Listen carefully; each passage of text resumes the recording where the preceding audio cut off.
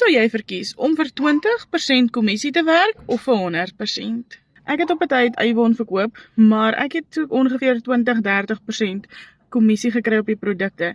En dit was net nie vir my genoeg vir die werk wat ek insit nie. Ek gaan nou Avon as 'n voorbeeld gebruik. En ek het baie ander dinge ook gedoen. So Avon vul jy mos nou 'n vorm in, jy bestel, jou goed kom, jy moet dit uitsort, jy moet kyk wat het nie gekom nie, jy moet pakkies maak, jy moet vir kliënte boodskappe stuur. In ons geval, ons het ons goed afgelewer. Dis uitgawes. Dit vat nogals redelik baie tyd. En vir die hoeveelheid geld wat jy daar uit verdien, ek wil amper sê, as jy goed doen, dan kan jy nou jou produkte verniet kry wat jy miskien gebruik, maar dan is daar nie veel van geld oor nie. Dis nou maar my kant van die storie. Ek het iets gesoek wat meer geld inbring. So ek het besluit ek gaan begin aanlyn geld maak. Maar ondervinding was ook 'n probleem. So ek het met my eie aanlyn besigheid begin, 'n dan for you stelsel waar ek 100% verdoen. Ek het een keer opstelkoste, geen maandelikse uitgawes nie. Dit is wat dit so amazing maak.